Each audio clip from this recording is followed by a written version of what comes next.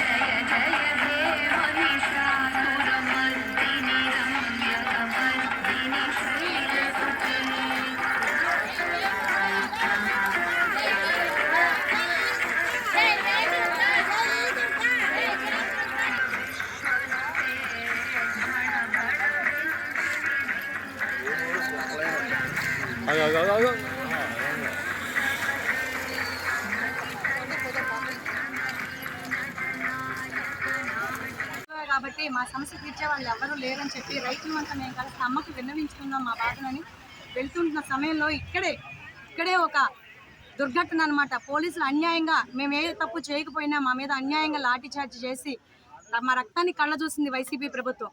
కాబట్టి అమ్మ చూస్తూనే ఉంది, పైన ఉండి చూస్తూనే ఉంది. ఒక అవకాశం ఇచ్చింది తన బిడ్డ అనుకోని. 5 ఏళ్ళలో మారిందే లేదు ఆయన. కనీసం 5 ఏళ్ళగా మేము మా గోడు ఇంత చెప్పుకోవాలనుకున్నా కూడా ఆయన అసలు మారిందే లేదు. కాబట్టి అమ్మే 5 కోట్ల ఆంధ్రుల ద్వారా బుద్ధి చెప్పింది. నిజం గెలిచింది. ఈరోజు ప్రజాస్వామ్యం నిలిచింది. రాజ్యాంగాన్ని కాపాడుకున్న 5 కోట్ల ఆంధ్రులకి ప్రతి ఒక్క రైతు కూడా ఈరోజు ధన్యవాదాలు తెలియజేసుకుంటున్నాము. అలాగే వీరందరికీ ఆ అవకాశం కల్పించినటువంటి అమ్మ కూడా ఓటు వేయాలి అనే ఆలోచన అమ్మ కల్పించింది. కాబట్టి ప్రతి ఒక్కరిని ఇబ్బంది పెట్టింది వైసీపీ ప్రభుత్వం. కాబట్టి అమ్మ పైనుండి చూసుకుంది. ఈరోజు నిజం గెలిచింది. ఎవరు ఏ తప్పు చేసినా తప్పక శిక్షింపబడతారనేది వైసీపీ ప్రభుత్వం చూసిన తెలుసుకోవాలి. ఎందుకంటే ఎంత రైతులని కాకుండా అన్ని వర్గాల వారిని ఎంత దమనకాండ చేసిందో, ఎవరు గొంతెత్తి ప్రశ్నిస్తే వారిని అణిచివేయాలని చెప్పి చూసింది. ఎంత అమానుషంగా మా రక్తాన్ని కళ్ళ చూసిందో ఈరోజు అమ్మకి తెలుసు. కాబట్టి అమ్మ బుద్ధి చెప్పింది.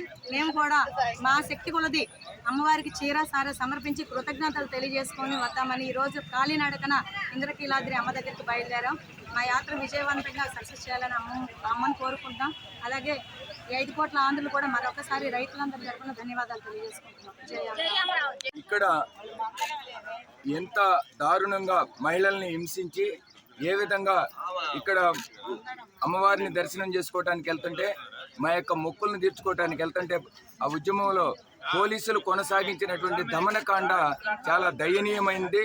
కానీ ఆ తల్లి ఎప్పటికైనా ధర్మము అధర్మంపై విజయం సాధించింది, న్యాయం అన్యాయంపై విజయం సాధించింది.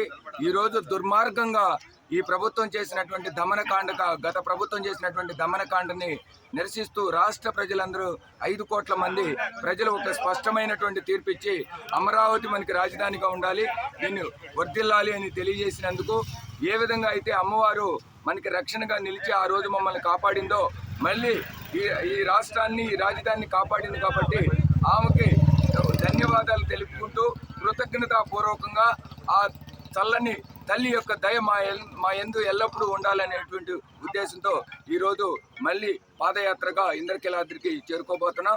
తప్పనిసరిగా ఇది రాష్ట్ర ప్రజలందరికీ మంచి జరగబోతుంది రాబోయే రోజుల్లో. జై అమరావతి, జై దుర్గా.